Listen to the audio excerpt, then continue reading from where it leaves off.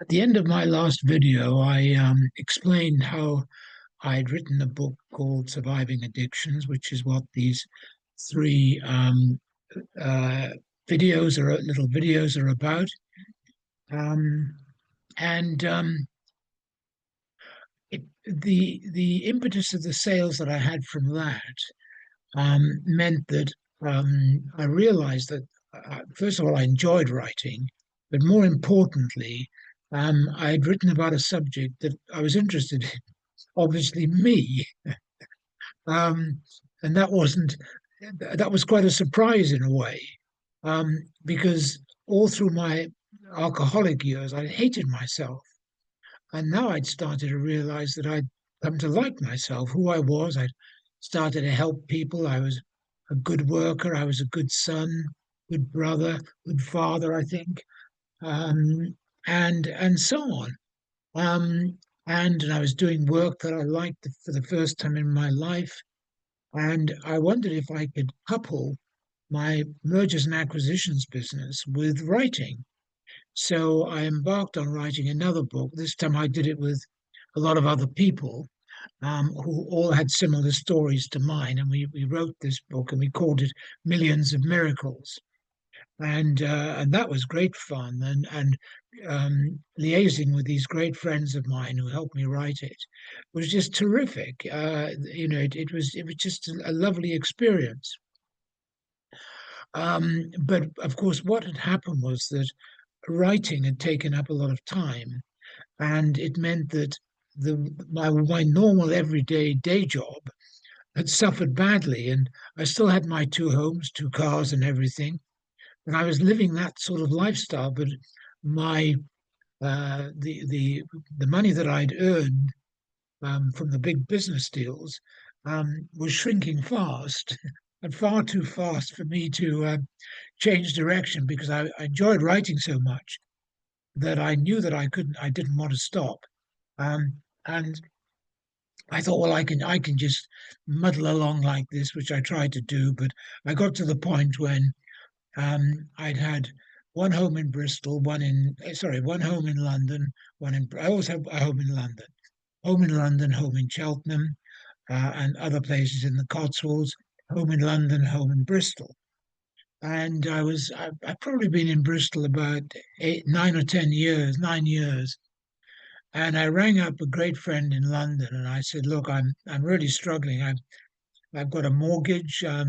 I've still got this dual lifestyle and, two cars, two homes, and I've got to stop doing it. And he agreed entirely. He was a very sensible man. And I was writing this one book about a history type of thing of something I was interested in. And he said, well, why don't you buy a motorhome? Your son now lives in Madrid. And if you can go to Europe, do a bit of touring around that, which I like doing, and do some work from the motorhome on your laptop and telephone and everything, and at the same time enjoy yourself, and you won't be getting through any more money. So that's what I did. I sold the place in Bristol. I packed up the living half in London and I bought a motorhome, a very nice one actually, a sort of upmarket one, because I knew if I was going to be living in it, it would be nice to have a comfortable motorhome. So I started touring, first of all, in France. I landed in Brittany, and I toured down the French coast to Biarritz and stayed around there for quite some time, the Pays Basque. Then I went over to Spain, did the whole of the northern border of Spain, and then the whole of the Portuguese border, right the way down to the Algarve, where I had a friend. And she very kindly her parents had a small holding, and they let me put the motorhome there, and I could just get on with my life basically, and enjoy it. And in between, I would occasionally go and visit my son in Madrid because it was more or less in the middle. And and at that time, he was living in Cadiz, um, and so I headed off down to see him and one or two friends who were living there as well. and that got me into the habit. He moved to Madrid, but that got me into the habit of driving between Cadiz and Marbella. And so I'd go up and down the coast, staying on campsites with my motorhome, and I really enjoyed it. By this time, I was over 30 years sober. My finances were okay again because I'd stopped this extravagant way of living, and I was very happy, very healthy, and quite fit. I'd do a bit of swimming, walking, all that sort of thing. And I used to see these signs, um, tickets to Tangier regularly on that trip, especially between Gibraltar and Tarifa. And I've been to Morocco several times when I was drinking and when I'd stopped drinking. So I knew Morocco reasonably well, and I'd never been to Tangier. So I hopped on a ferry over to Tangier, thinking I'd have a very nice weekend there. And I did. It was a wonderful weekend. Changed my life completely. In fact, I had no idea it would, but that's what happened. Um, I stayed in a little boutique hotel in the Medina called uh, the White Villa, and it in French. And um, I've always been interested in women and all that sort of thing in my life. And I was going down for breakfast, and there was this very attractive woman sitting on a table by herself in the lounge area. So I just walked over to her and introduced myself. She clearly wasn't Moroccan. And we got chatting, and I'd already had breakfast. I was going to go walking and whatever and writing for the day. Um, and she said, "Well, I know the owner of the hotel. He's also a guide to Tangier. Why don't you join us? There's a party of three of us and him, and the other two people are from Mexico, and you'll fit in well." And I thought, no, I like being on my own, so I said no. Anyway, she gave me her telephone number, and I'd been on my own for about 2 hours doing various things. They'd gone off wherever, and I thought I should have gone with them. This is silly. So I rang her up or sent a text. I can't remember. And she got back to me and she said, "We're at the blah blah blah in the Medina." So I set off to find them, and I did. They were actually in a very interesting sort of semi-museum shop place, and uh, the guide, the Moroccan guide, the hotel owner, um, he said when we left there, as we were leaving, he said, "Well, the next stop is Cafe Baba." And that is very famous because the Rolling Stones and Bob Marley, um, Kofi Annan, and the King of Sweden, and various other people used to go there regularly, or they used to go there on their visits, I should say. Otherwise, I'll be in court for saying something like that. So I retract that. They went there, but I think Bob Marley and the Rolling Stones went there more frequently um, for an obvious reason, because when he opened the door, his name was Aziz, when he opened the door to Cafe Baba, which is quite a big cafe, the perfume of cannabis just wafted over, and I loved it. I just thought this is fantastic. So at this time, I was about 32, 33 years clean and sober, but still, I just loved the smell of cannabis. I didn't smoke it anymore, and I hadn't done, since I got clean.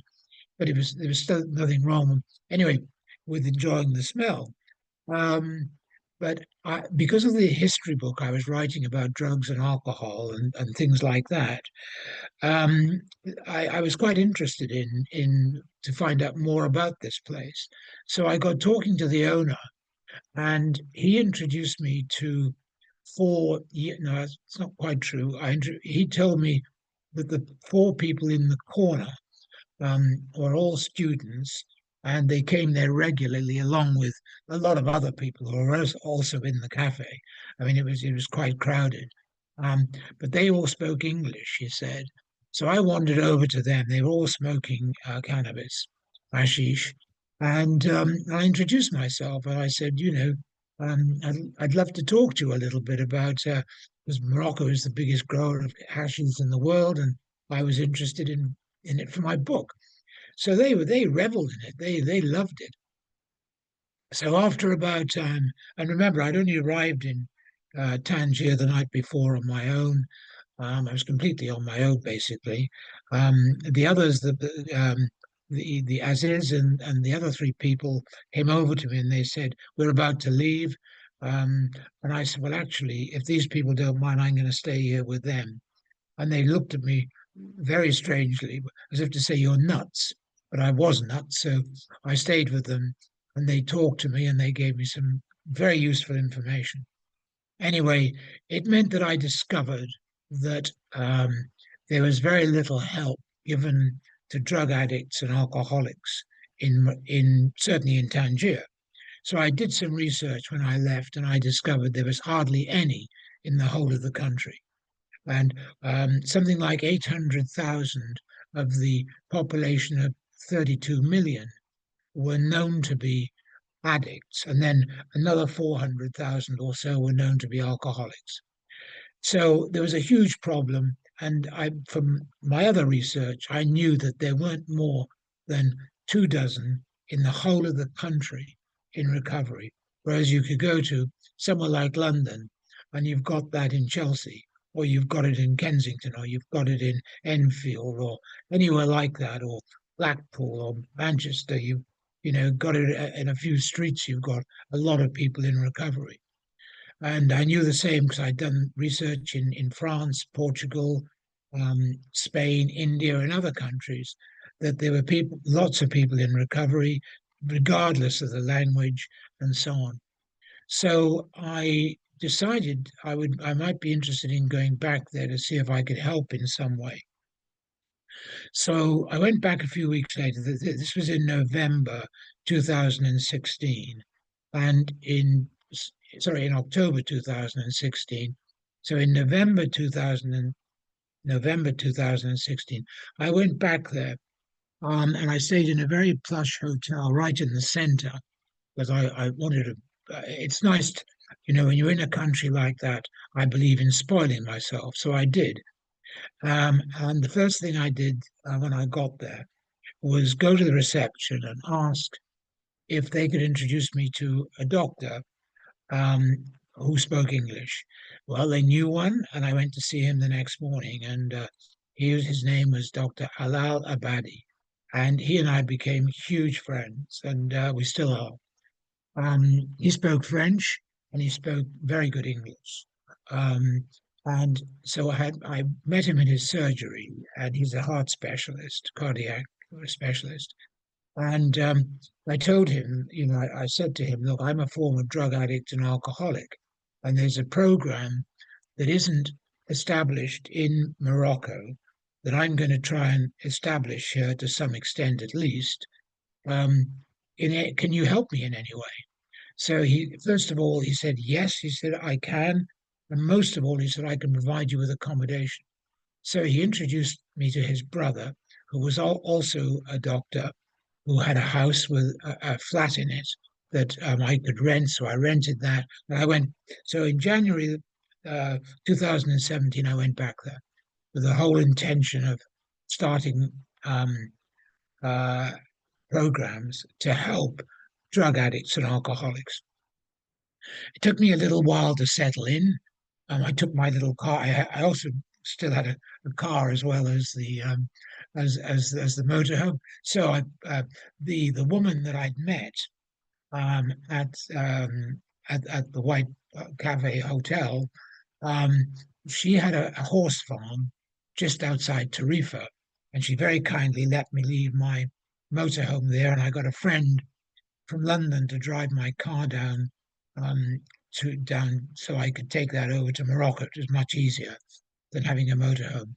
So I that's what I did, and I spent the next 2 years First year living in Tangier, and the second year living in Casablanca.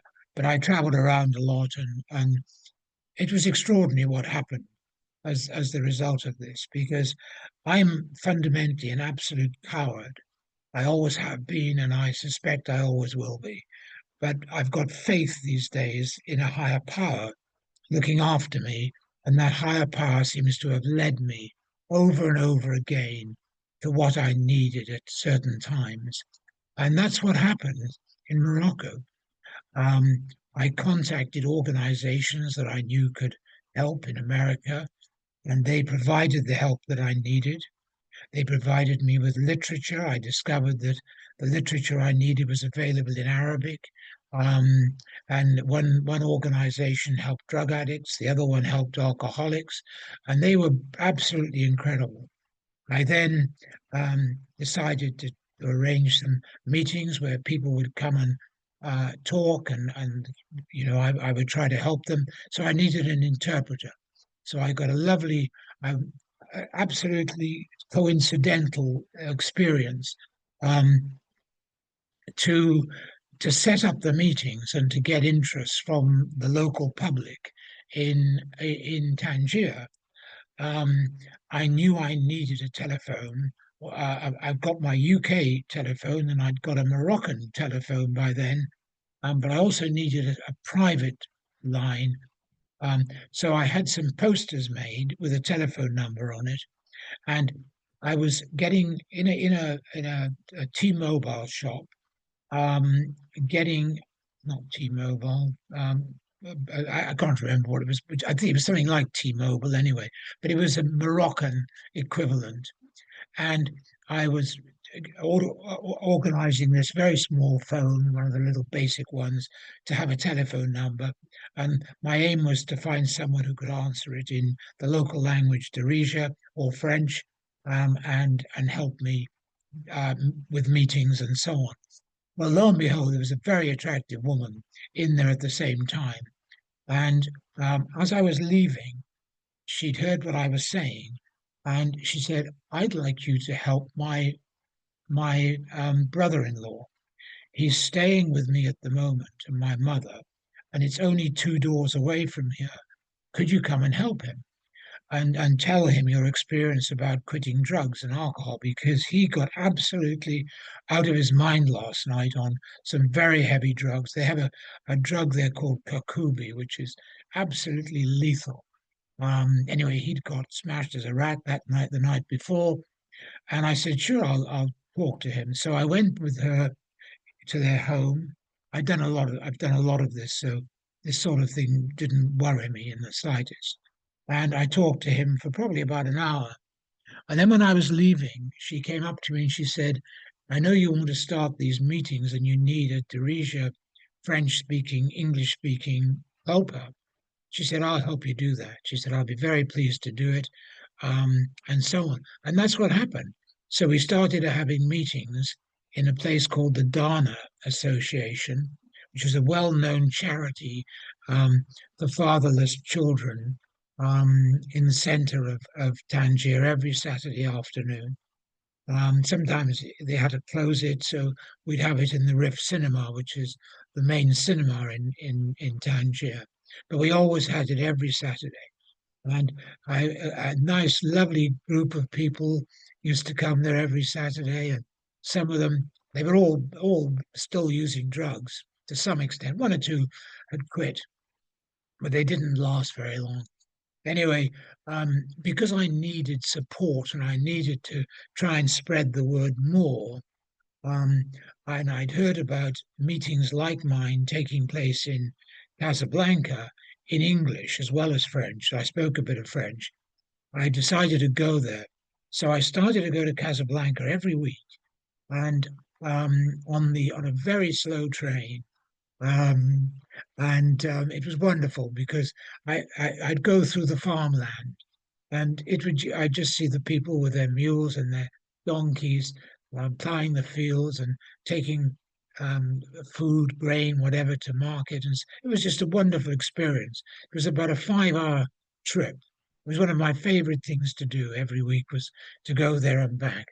But I got established quite well in Casablanca, and I met somebody there who was extremely helpful. And she spoke English, she spoke French, and she'd been clean of all drugs for quite a few years. And so we decided to start up a new meeting together, which we did, and we got support from the same organization to help do that. And then I did the same thing. So by now I needed to move to Casablanca, so I left a couple of people in charge of the meeting in Tangier, and I moved a friend of mine, a Moroccan friend from London. Her parents had a home in Casablanca, so I rented that, and that was terrific. It was a very nice apartment, reasonably central. It meant that but I walked everywhere. Now I can't remember. I think I left my car. Yes, I left. I took my car back to Spain and left it there. But I did exactly the same thing. I didn't say this. I put up these posters in Tangier in literally 50. That was my target, and 50 pharmacies, inviting people to ring this number for help with drug issues. And the response was fantastic. And this woman, Marianne, who was helping me, she was just brilliant. And I used to meet them, and they'd come to the meetings, and so most of them wanted money, but I wasn't in that game. So that isn't the way it works. So I did exactly the same in Casablanca. We started this meeting, and I put up 50 posters in 50 pharmacies. I still can't believe that I got acceptance to put them up in every one without any hesitation. The pharmacists were all for helping drug addicts. During this time, I realized that there was going to be a ministry of helping drug addicts and health and whatever in Morocco. So I did some research and I discovered that there was. And The head of that is a man called Jalil Tawfiq. And so I contacted him and arranged to meet. And he very kindly took me out to lunch. And as a result of that, I met a man called Mehdi Pace, who'd been the previous, um, let's say, most senior psychiatrist helping drug addicts in Morocco. And Mehdi suggested that I did a talk at the forthcoming annual conference for psychiatrists on drug addiction in Morocco, in Rabat. So I did. Well, I was invited to go there and to do this talk, and I was all prepared and everything. And unfortunately, there was a woman running it who clearly saw me as treading on her toes. I don't know why. I never understood why. She was quite friendly with me when I was there, but each time I was due to stand up and speak, she always had some excuse to stop me. And after it was over, so I hadn't spoken, I left there and I contacted Jalal Tawfiq and Mehdi Pace and asked them what had been going on. And I didn't get really an answer, but anyway, there were sort of apologies and things, but nothing concrete. And unfortunately, that I found is the problem in Morocco. The stigma of being a drug addict and alcoholic in Morocco is way beyond anything we have in the West, way beyond. And if you're gay or lesbian as well, it's double. And if you're female, well, there you are. It's just horrendous. But there are now a handful of people in Agadir, Marrakesh, Tangier, and Casablanca in recovery, and I think one or two in Rabat, the capital. But that's all. And one in Esveria, a wonderful man, and I think he's Italian or French, but wonderful man who's gone there to try and help. But it's very, very slow. But the extraordinary thing is, it did something for me which I could never ever have imagined possible. It meant that I came to love myself, who I was, what I've become, who I am today. I have less money today than I've almost ever had. I live in a council house in a housing association flat in South Wales. I'm from Wales. I grew up in a working class background in near Hay on Wye, Glaisbury on Wye. My parents owned a little shop. I learned to, I wanted to better myself, so I learned to speak with a more plummy accent and things like that. I gave myself a double-barreled name to try to impress people when I was in the city, and that was my life when I was an alcoholic. Today I am who I am. Today, I've got an MRI scan. I had one last week, and I had a colonoscopy and a CT scan last week. They're checking that I haven't got cancer in one or two areas, but I've had health problems. But overall, I've never felt better. Mentally, I've never been in such good shape. I love my life. Um, as the result of my experiences in Morocco, I went to a lot of cities to seek out Moroccans. The diaspora of Moroccans is huge in Europe, absolutely huge. So I spent time in Paris, Madrid, Brussels, and especially Amsterdam. And I even started a Moroccan meeting in Amsterdam where almost 30 people attended, 27 people attended, and 23 of them were Moroccan. Um, and there is hope. There will be these fellowships will be in Morocco, in thriving in Morocco in the next 10 to 15 years. But it needs the medical profession to support it. And at the moment, they don't. They're trying to. I'm in touch with Omar Baram, who's the health minister's number one person, and he's been hugely helpful. But I've no doubt, and I wrote three books about my experiences with Morocco and drugs, and more latterly, I've written a trilogy of books about evolution and nature, which I absolutely love. And I'm about to finish the fourth, and that's it. And it's called the Symphony of Evolution, a chorus for life. And that just about sums up where I'm at. Anyway, I hope you've enjoyed listening to these three short videos. And who knows, maybe we'll meet again one day. And thank you for listening. Bye bye.